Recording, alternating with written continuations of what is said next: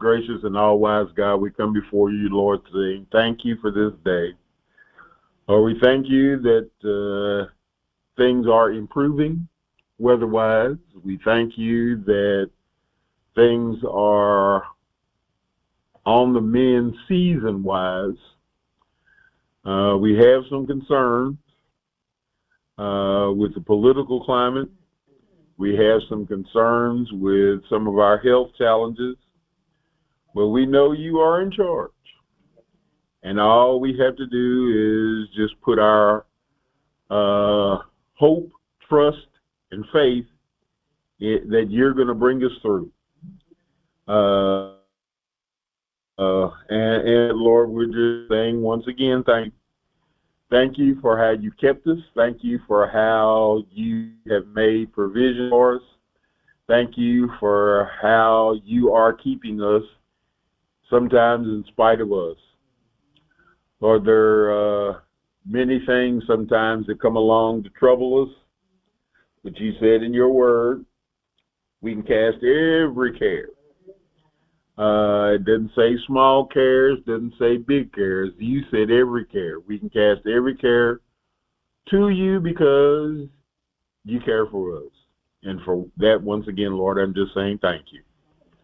Lord, now for this class today, as we start a new series, asking for that holy boldness that can only come from you, in that as we read and as we come about things that we need to be thinking or putting into action, that you put a little fire to our feet so that we can do what you would have us to do.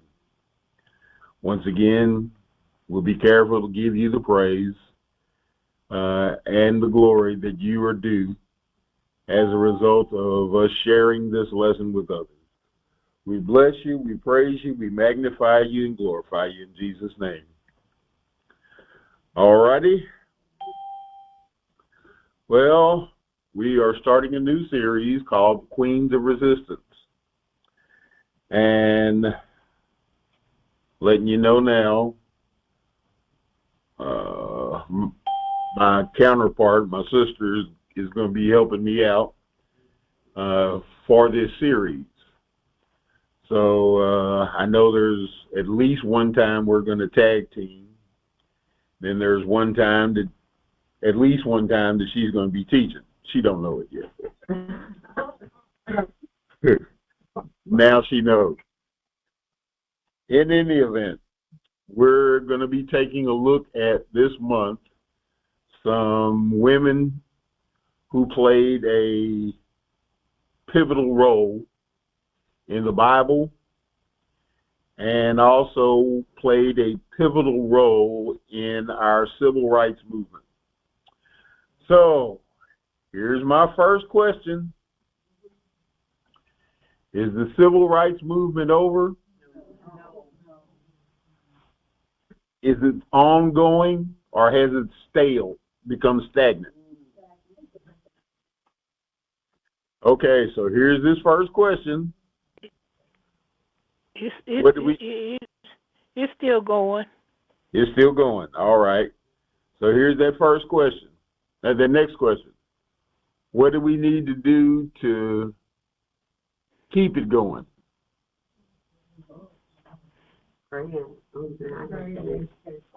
Prayer and education. Okay. Right. And a part of that prayer and education is also starting with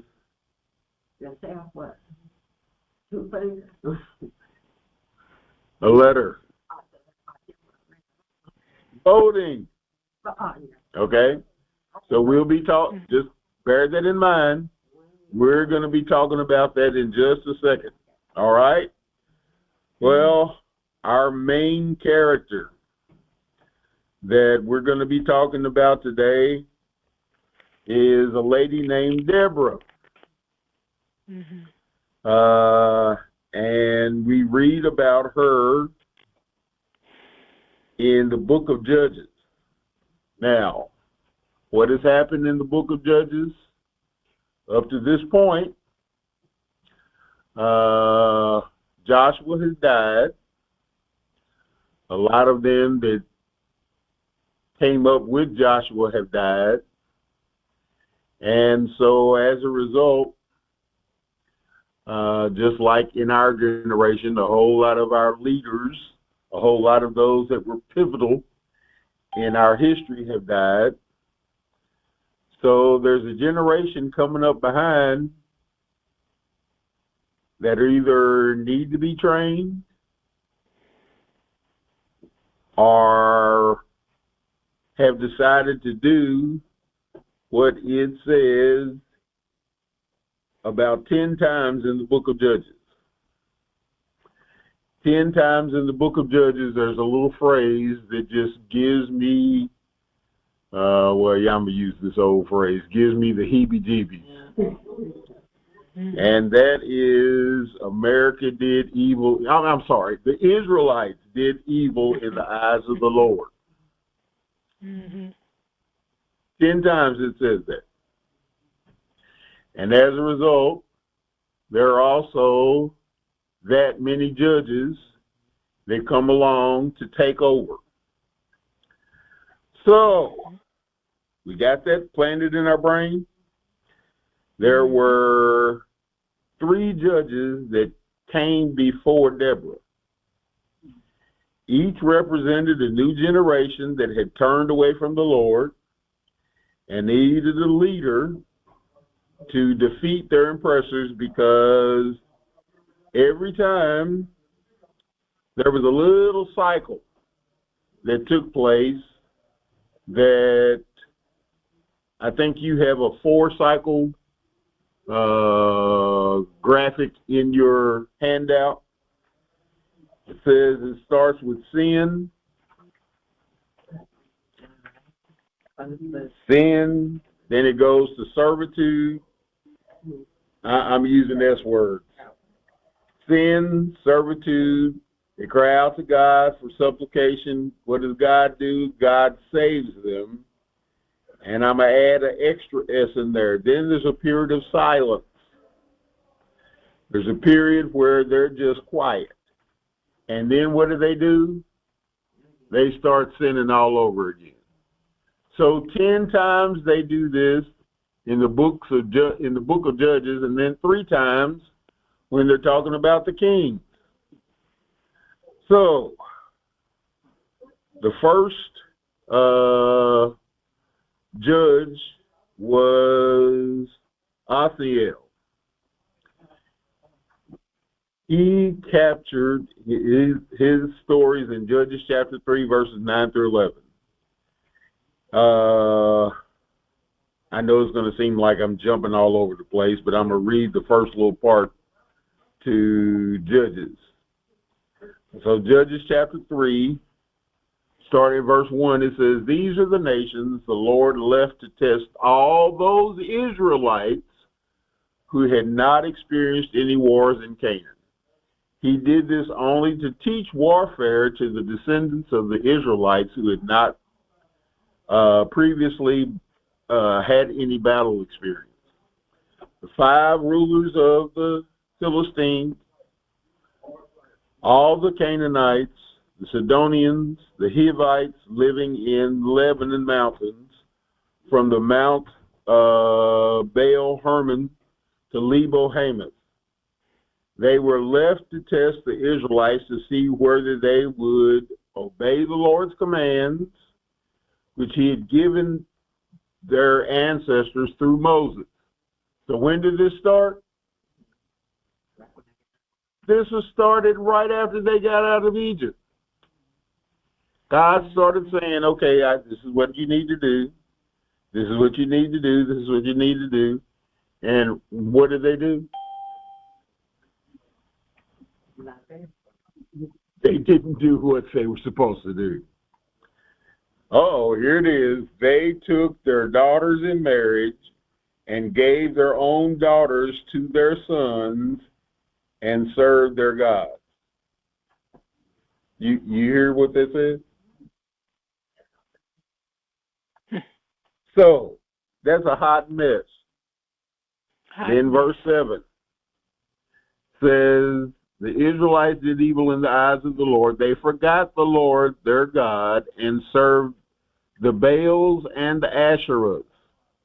The anger of the Lord burned against Israel so that he sold them into the hands of the Cush, Rishathaim, king of Aram, Naharim, to whom the Israelites were subject for how long?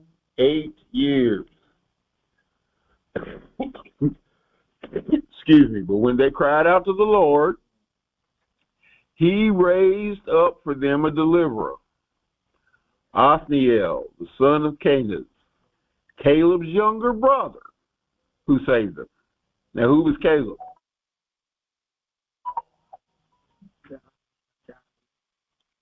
Caleb and Joshua were the only two that were left from the reign of Moses. Okay? And for those of you that have been around for a little while, this should not be news to you.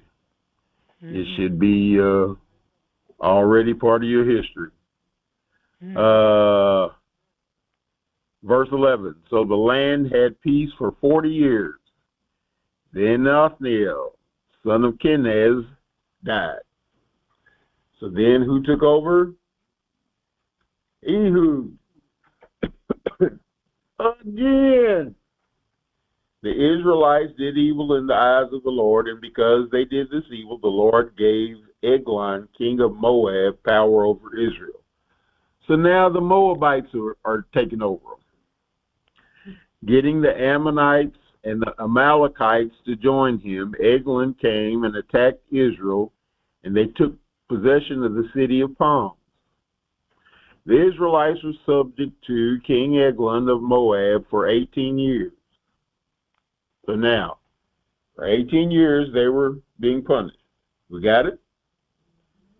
And again, the Israelites cried out to the Lord, and he gave them a deliverer, Ehud, a left-handed man, the son of Gera the Benjamite. The Israelites sent him with tribute to Eglon, king of Moab. Now, Ehud made a double-edged sword, a cubit long. What is a cubit?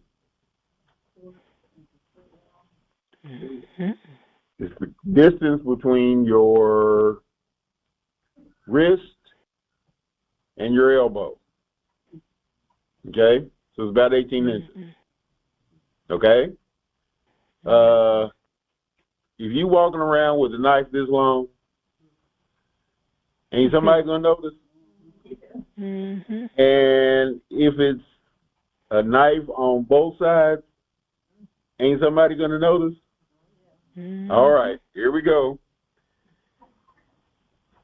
He strapped it under his right thigh, under his clothing. So that means he had to really be careful when he sat down, right? Right. To avoid any other problems coming his way.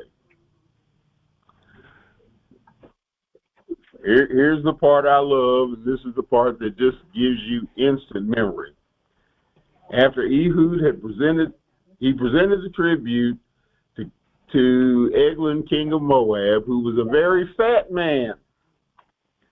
After Ehud had presented the tribute, he sent on their way those who had carried it. But on reaching the stone images near Gilgal, he himself went back to Eglon and said, "Your Majesty, I have a secret message for you." And the king said to his attendants, "Leave us, leave us." So they all left. Ehud then approached him while he was sitting alone in the upper room of his palace and said, "I have a message from God for you." And so the king rose from his seat. Ehud reached with his left hand, remember he's left-handed, drew the sword from his right thigh and plunged it into the king's belly. Even the handle sank in after the blade, and his bowels discharged. So what does it mean he did? All right, we got it. Mhm. Ehud did not pull the sword out, I guess so, and fat closed over it. Then Ehud went out on the porch. He shut the doors of the upper room behind him and locked them. After he'd gone, the servants came and found the doors of the upper room locked.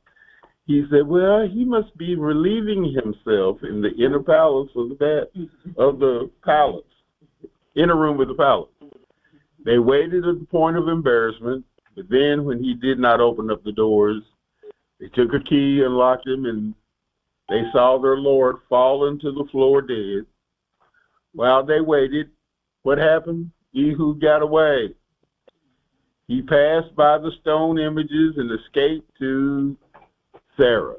When he arrived there, he blew a trumpet in the hill country of Ephraim, and the Israelites went down from the hills with him leading them.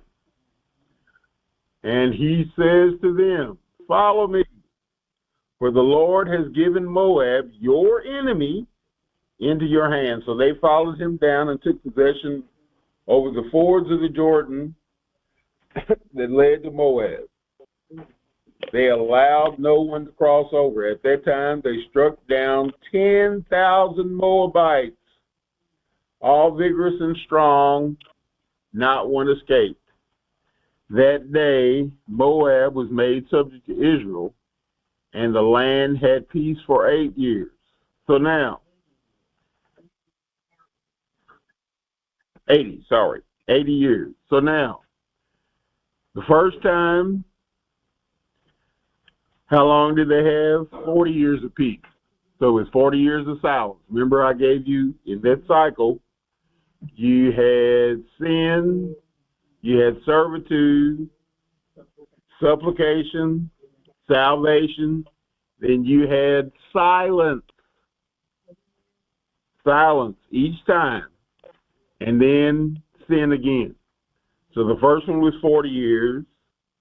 The second one was 18 years. 80 years, 80 years. So we got 40 years, 80 years. How many generations is that? That's a whole lot of generations, right? Oh my. Yeah. So the next one, the next judge that came before Deborah was Shamgar. After Ehud came Shamgar of Anath, who struck down 600 Philistines with an ox goad. He too saved Israel. Okay?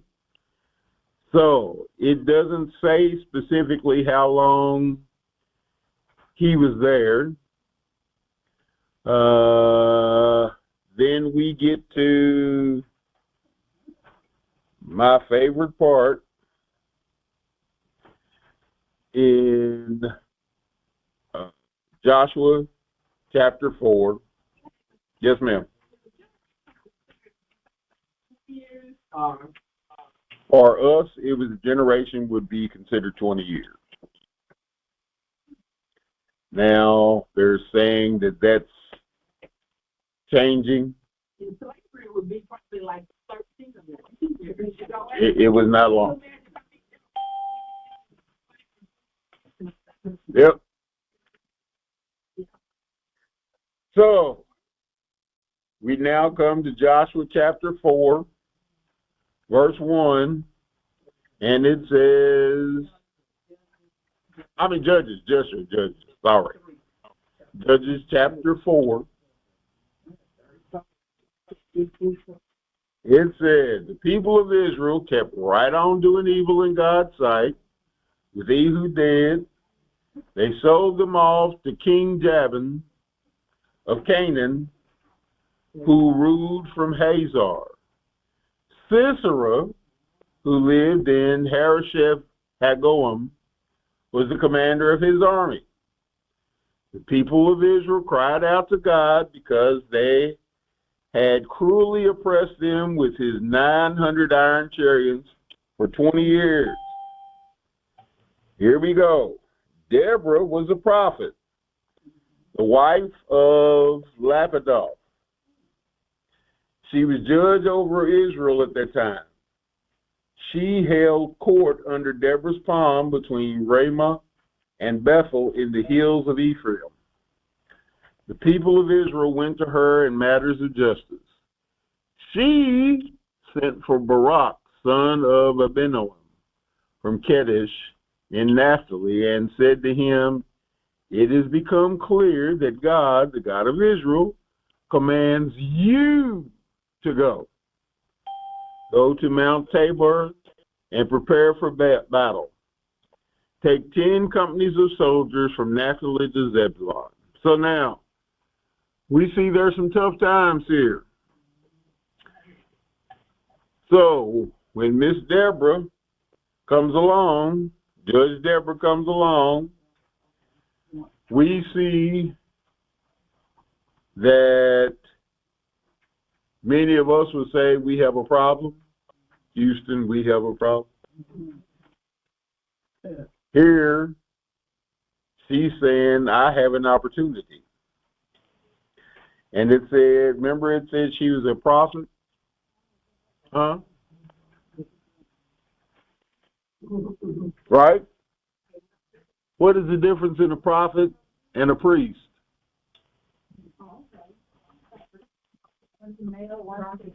Nope.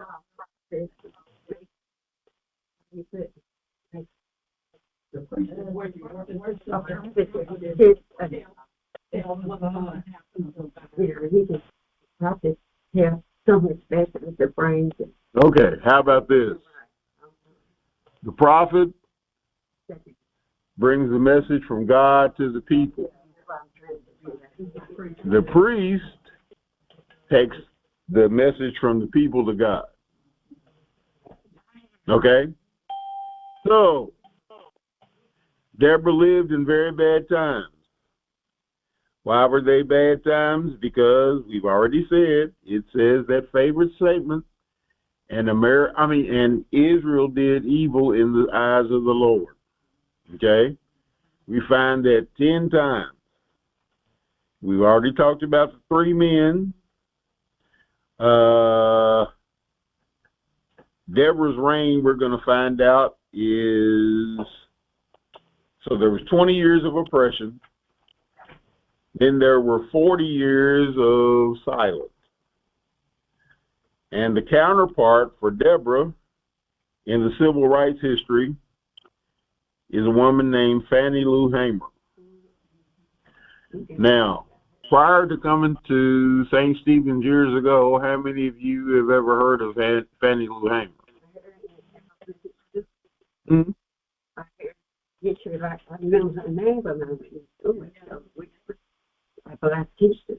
Okay.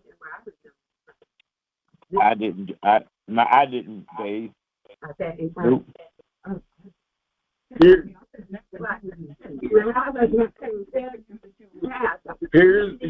where some of that gets to be a little difficult, because I too went to school at Phyllis Wheatley.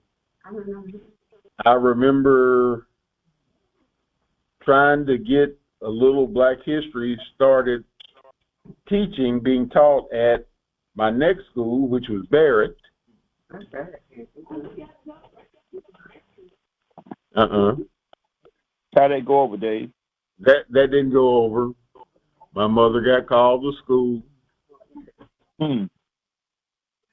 Because once again, when it came time for doing a report, what did I do my report on? Slavery. The ill effects of slavery. And what did that do? Got me in trouble. So now, my next go-round was in high school, Fern Creek. We were doing civil studies, civil history studies. I kept learning about Europe. I kept learning about England. I kept learning about Spain. And I said, well, what about America? Right. What about the civil needless to say, my mother got called again.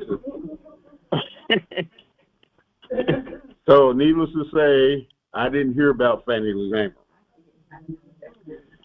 She was born in 1917 in Montgomery County, Mississippi. Check this out, lady. She was the 20th and the last child born to Luella and James Townsend. Wow. Can you imagine having 19 other siblings? Wow.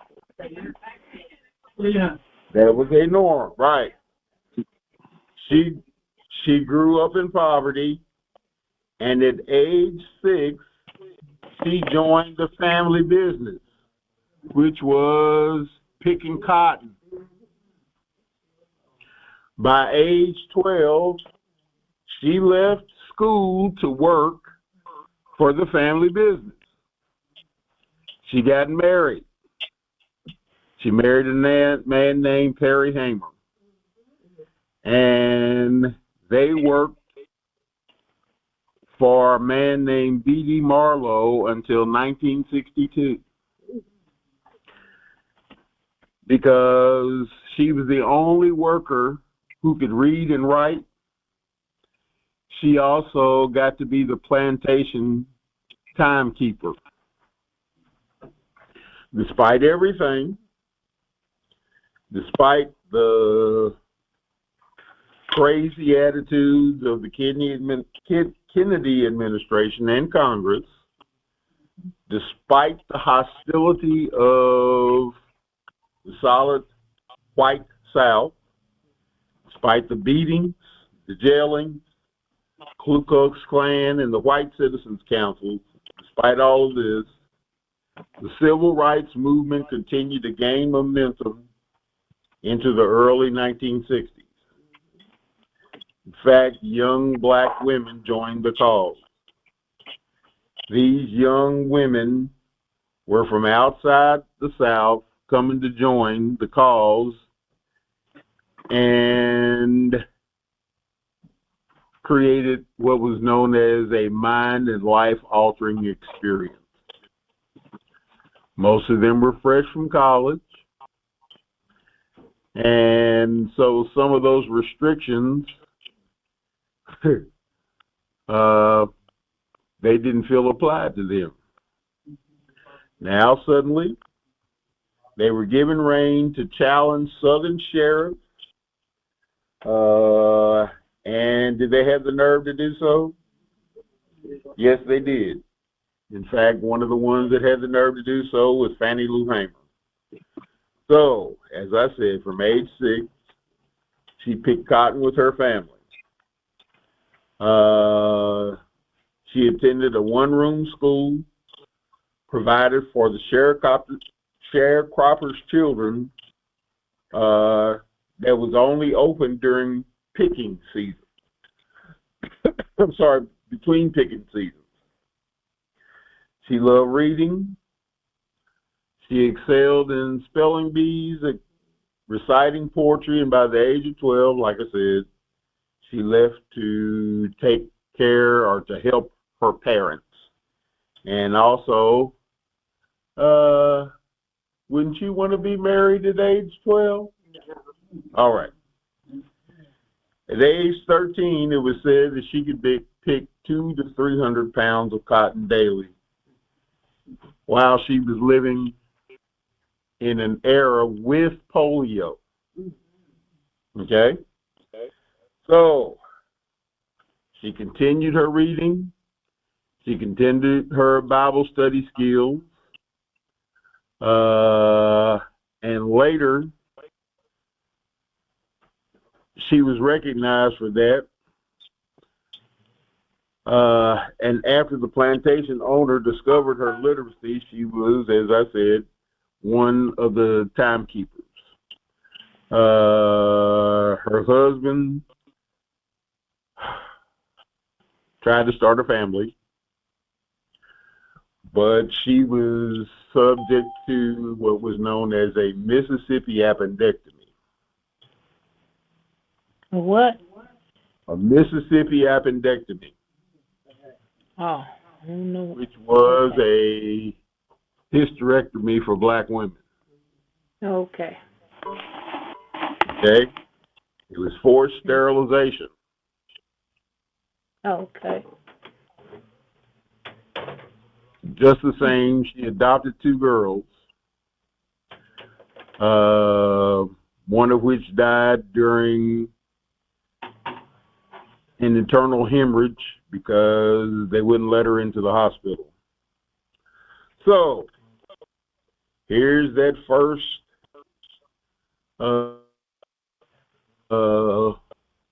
here's my next question, because I've already asked a couple.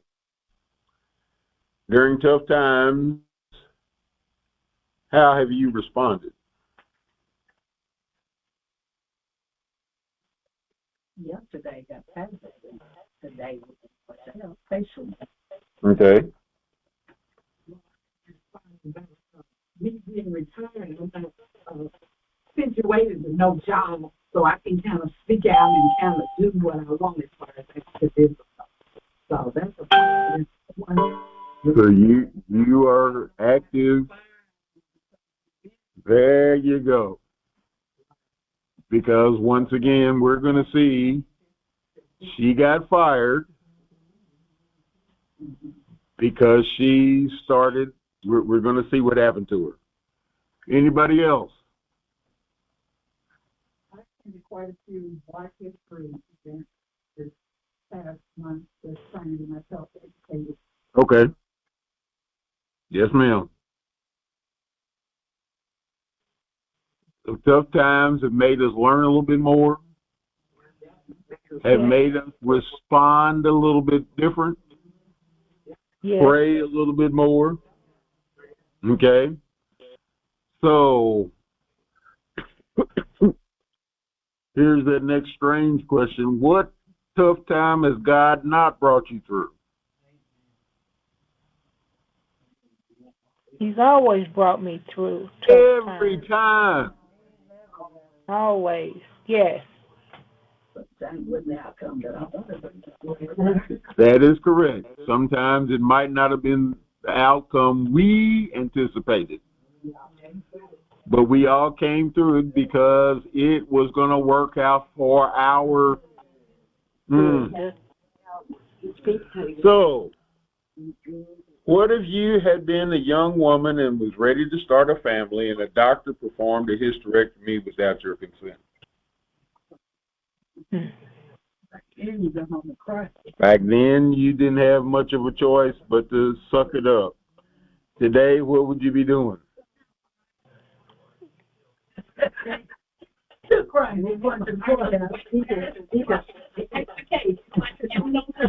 There would be so many lawyers trying to take your case. You'd have to beat them all. Yes. Mm-hmm. They told us it goes bad there. Every time I would go downtown, I drove bad there to see that they would grab black folks in there and experiment on. That was a message that we heard. So now we go back to Deborah, and we see that she is one word. She and Fannie Lou both are one word that gets people in trouble. She was tenacious. All right. So what does tenacious mean? A go-getter.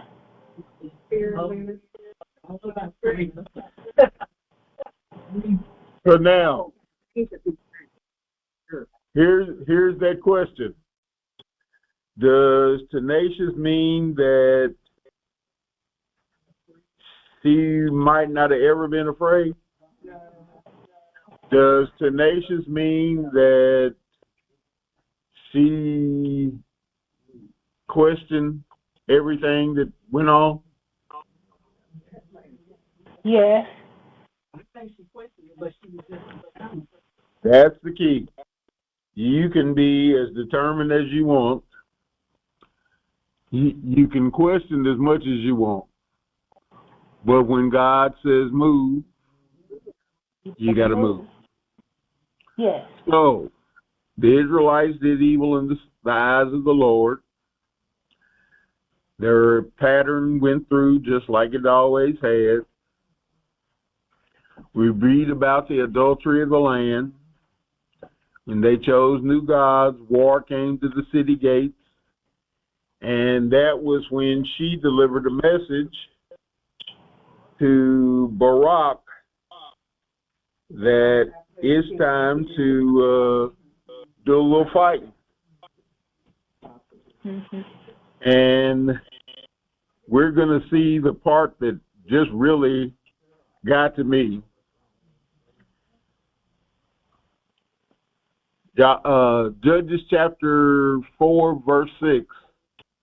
She sent for Barak, the son of Abinoam, from Kadesh in Naphtali, and said to him, the Lord, the God of Israel, commands you, go, take with you 10,000 men of Naphtali and Zebulun, and lead them up to Mount Tabor.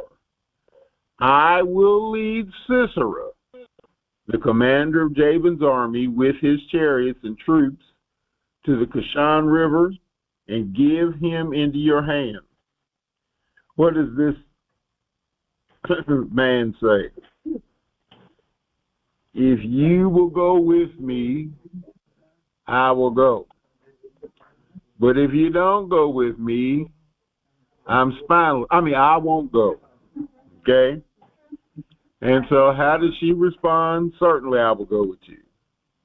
But because of the course you are taking, the honor will not be yours, for the Lord will deliver Sisera into the hands of a woman. So Deborah went with Barak to Kadesh. So not only is she a prophetess, she's also a military commander. Okay?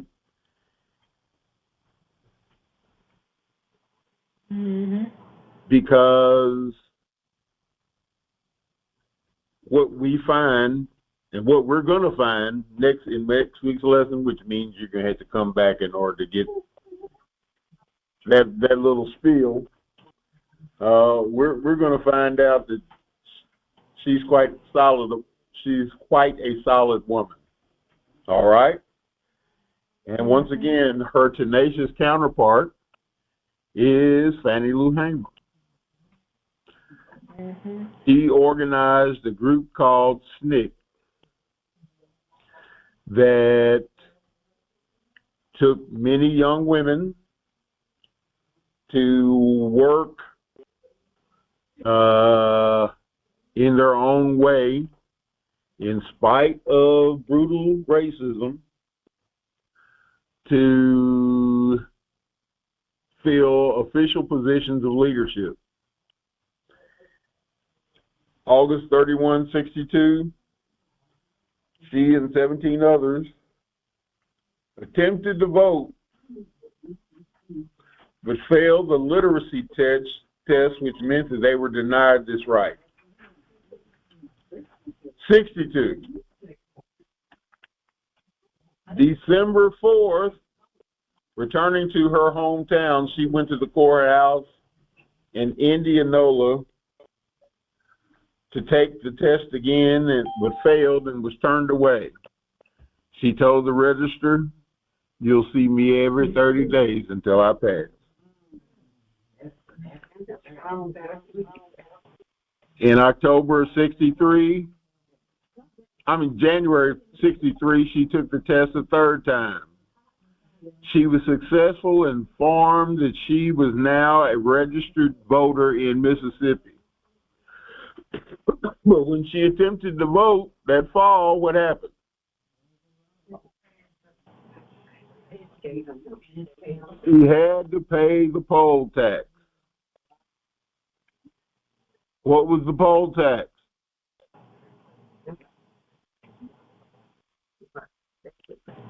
It was a tax that was put on black folk. We were not a percentage. Right. Three.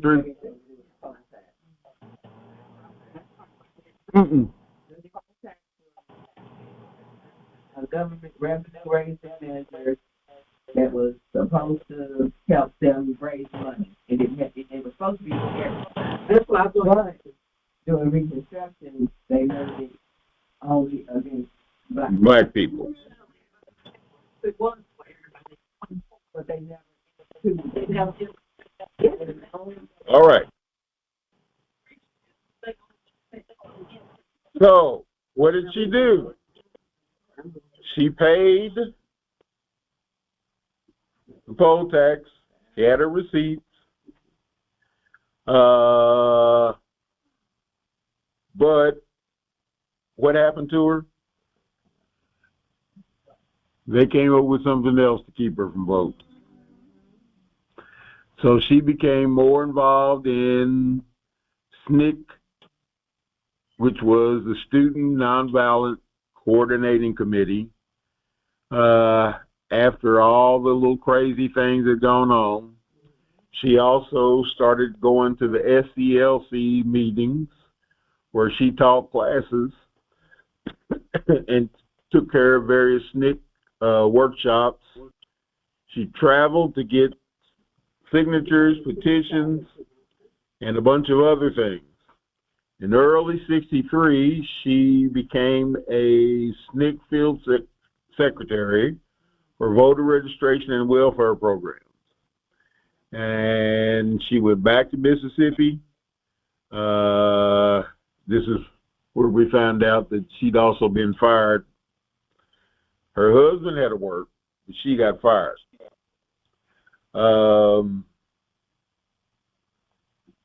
There were some sayings that you see there.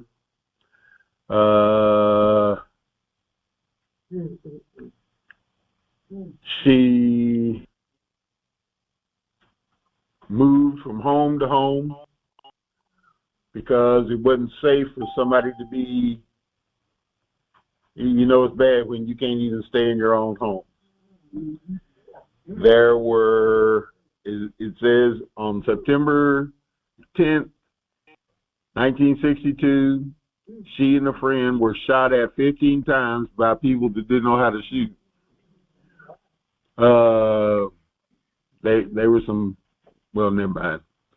The next day, her and her family evacuated to Tallahatchie County for 3 months because they didn't want the Ku Klux Klan to come and do some other stupid stuff. June '63, after completing a successful voter registration program in Charleston, South Carolina, she was arrested. She and some other black women were arrested for sitting in a whites-only bus station in Winona, Mississippi. And that's where she was beaten pretty badly. She ended up with a blood clot in her eye, kidney damage, and leg damage. In '64, she co-founded the Mississippi Freedom Democratic Party, which challenged the Democratic National Democratic Party because there was no black participation in the Democratic Party. So now here's where it got to be even funnier, because they didn't want her to speak at the Democratic Party. They allowed her to speak at what was known as the Credentials Committee, calling for mandatory integrated state regulations. But President Lyndon Johnson held a televised press conference so she would not get any television airtime. But guess what? Her speech still made it. And in '64,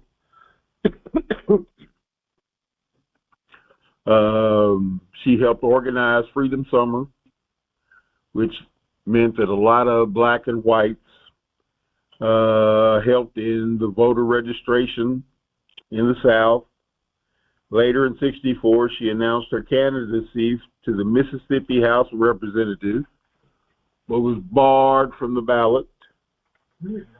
A year later, She and some other black women were the first to stand in the Congress when they unsuccessfully protested the Mississippi House election of 1964.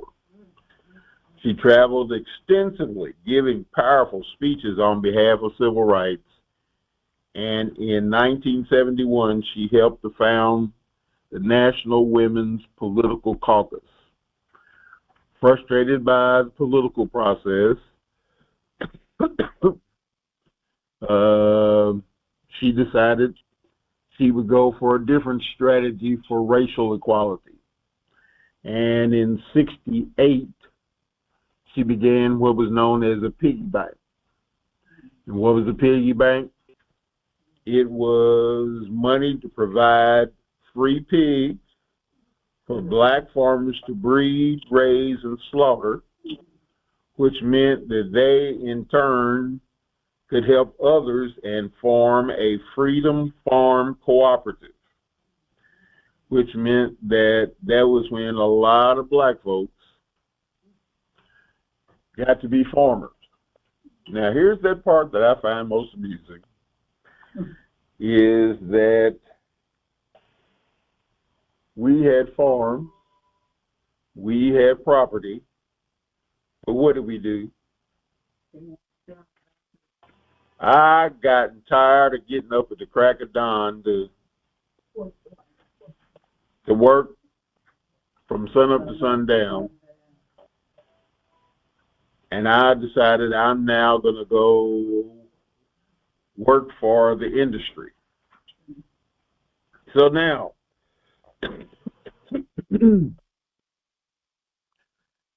the Freedom Farm Cooperative basically lasted. They purchased 640 acres, and they basically lasted until the mid-'70s. In its heyday, it was amongst the largest employers in Sunflower County. She basically did day-to-day operations of fundraising up until her health began to fail, and she died of breast cancer at the age of 59 in 1977. Okay? So now, here's our little challenge part. When it comes to voting,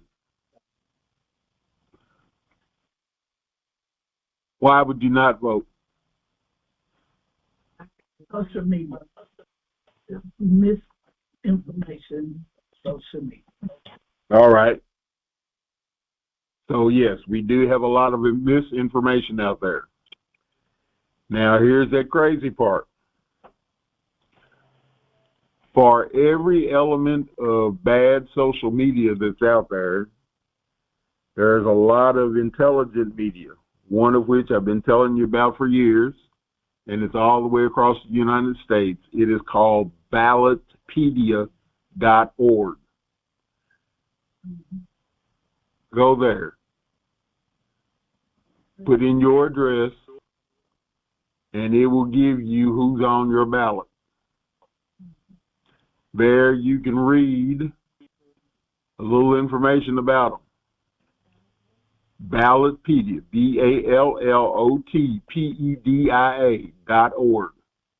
So Dave, what do you think about right here in Louisville and now real time where they want to stop party balloting or elections, just make it people, so in other words, they won't be saying, well, he's running for mayor, he's a Democrat, or he's a Republican. It's just going to be once again, you're going to find out that there's a lot of myths behind it.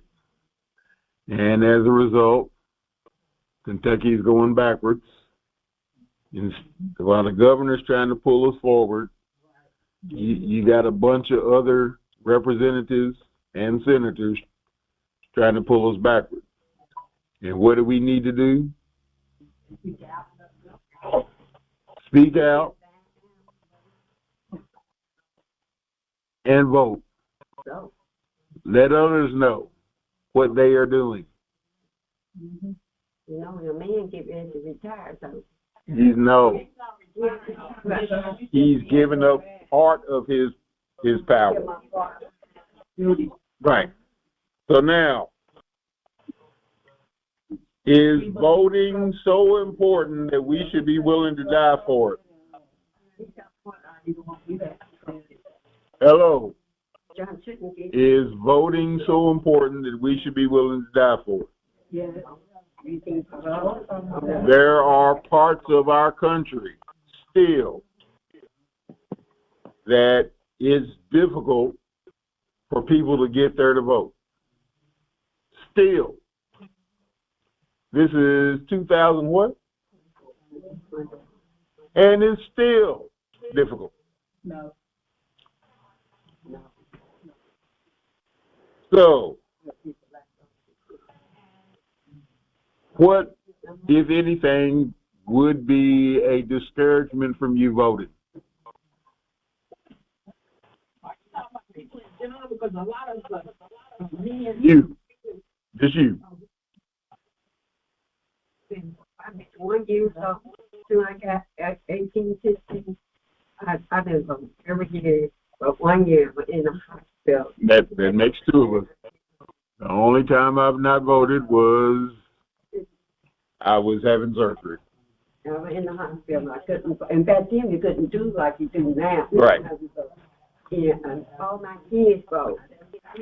But here's the thing. What, besides not having your record expunged so that you can vote, what would be the deterrent from you voting? For me, nothing, because when I do vote, The terms was the ignorance of us not knowing. That is the problem. He said the ignorance of us not knowing who to vote for.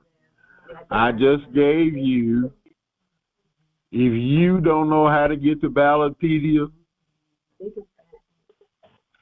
come over here, I'll show you. I know I'm putting myself out there. There are lots of places you can go. They will be more than happy to show you how to get to BALLOTPEDIA.org. There it is. all the persons we can ready to vote for nothing. And it's interesting who's running. That's correct. So,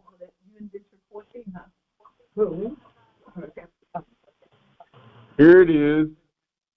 Think about a time when God took care of you despite of the bad hand you were dealt. Now, most of us,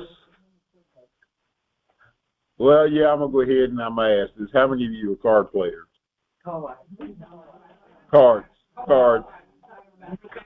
Any cards. You do not always have a good hand. You do not have the choice all the time of what your hand can look like. So now that means that you have been dealt some bad hands. In life, guess what? You also have been dealt some bad hands.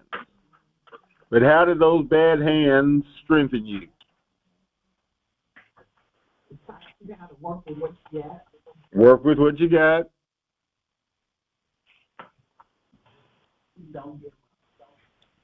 Don't give up. Be a little tenacious.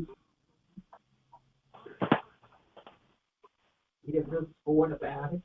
Oh, Lord, if you're not a good sport, that was when the drinks flew. Oh, yeah. I have seen more liquor and more beer thrown in somebody's face by not being a good sport. So now, when it comes to trouble, Do you think God is punishing you for something? Or is he preparing you for something?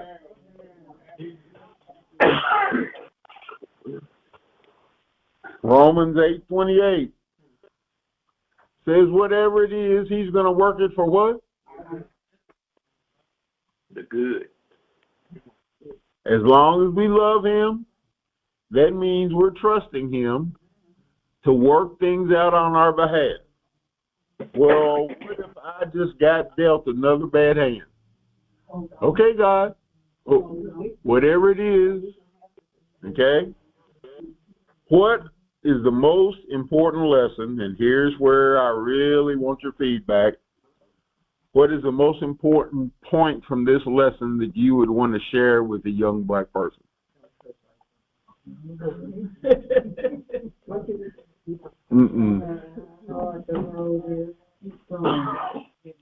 Keep going. Don't give up. Okay.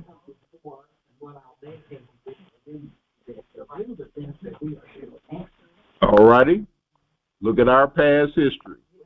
Due to the fact of blind will, the kids today don't understand like we did from our forefathers. They like 3 generations down of having wealth. They don't know what it is really to really be hungry. Some are the have holes in the shoes. Well, they don't understand it for real because they've never been through it. There are a lot of things that they have not experienced, right? Because we wouldn't allow them to experience it. As parents, we wouldn't allow our kids to experience something we did. That's part of the problem. They were upset because Bernie Sanders lost the nomination. Okay. Here's that whole thing. A whole lot of times, all we can do is learn from our past. So now we got another election coming up when? Hold on. We got a primary coming up. You got a primary coming up soon, and another general election in. So what do we need to be doing? Them now, that's the reason people read the value of their vote and keeping ourselves knowledgeable about what's going on. Question. All right, so hold on. So what if you're looking at that ballot and you don't see anybody on there that you want to vote for? What do you do? So for the last 2 years. There we go. That's splitting the vote. Here's Here's the whole thing. You really need to look at who you are voting for, from dog catcher to garbage collector. You need to look at who is on that ballot, because we have found numerous times that although it says this was the real situation. So it means you sometimes need to do a little extra work. Not too long, last time we voted, some people came around from neighborhoods, watching back and knock on the door.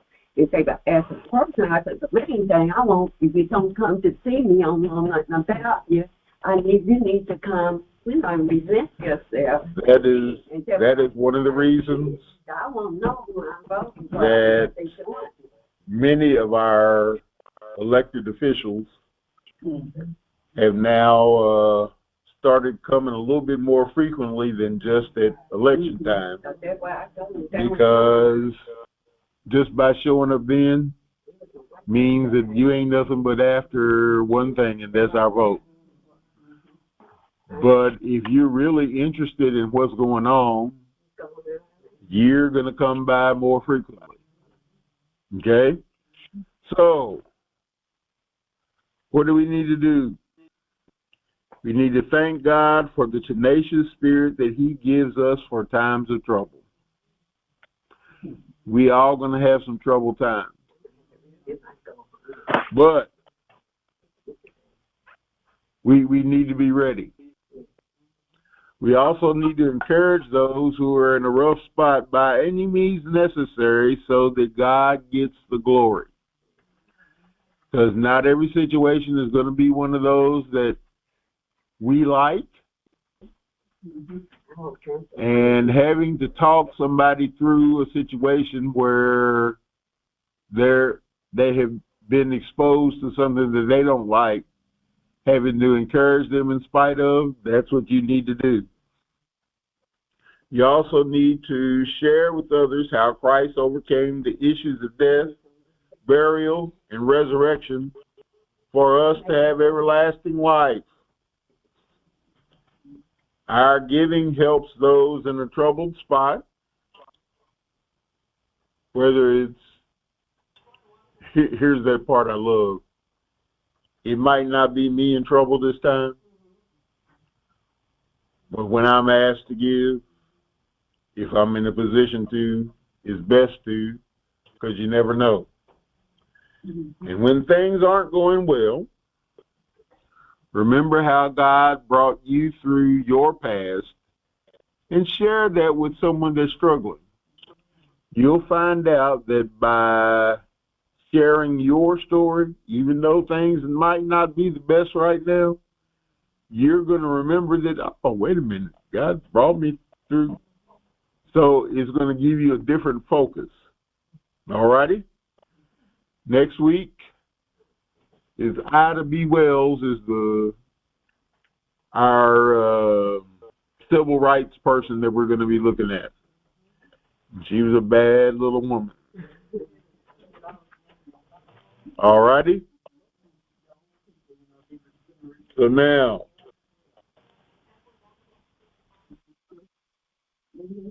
what are going to be our action steps for young people?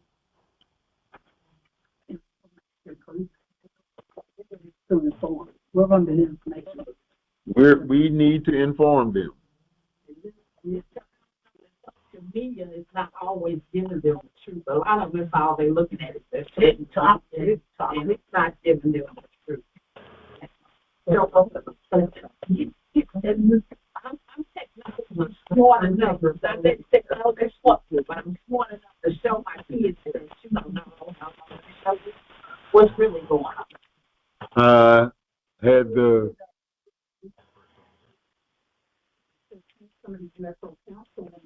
there we go.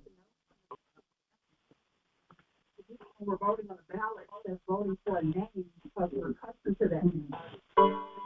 No, because Senator Gerald Neal, because we're familiar with it. Right. We need to get to know them all. There are two people running against me. Two. Yeah. Together. All righty? All we need to do is keep looking. Brother Dave? Yes, sir. I'm sitting there thinking, and I just want to say this. I don't hope I ain't going to touch on nobody's toes or nothing like that. But I tell you, when I went to school, which I went to Shawnee Junior High School, it was not as educational as Central High School. And what I mean by that is a lot of them older black teachers that was teaching us would tell us about voting, this, that, and other. So I had a little bit of advantage, or maybe somebody that went to another school, by me being at Central High School. Okay. I agree with you. Because he went to Central, he had an advantage that a whole lot of others didn't have. Because the teachers encouraged you. Yeah. And they taught you. Right. All kind of different stuff. Say thank you for stuff. All righty. Prayerfully, something has been said that will get you to thinking, and that we will actually do what we need to do thinking-wise in order to help somebody else. All righty? I love each and every one of you and look forward to hearing from you next week. Most gracious and all-wise God, we come before you, Lord, once again just saying thank you for this gathering. Thank you for this gathering of like minds, like hearts, like spirits. Thank you for this gathering to share information, to learn more about you. Lord, I thank you for those things that we've gone through that have helped us get to this part in our lives where we can focus a little bit more on you and focus a little bit more on what you would have us to do. Lord, I thank you for the progress and the health in our health lives. I thank you for the patience that you've given us. I thank you for the endurance that you've given us. But most of all, I thank you just for your healing. Lord, you've heard requests for help, requests for comfort, requests for guidance, requests for traveling mercies. Lord, I'm asking you to move as only you can, and we'll be careful to praise your name. These things we ask in your mighty and majestic Son's name, amen. Amen.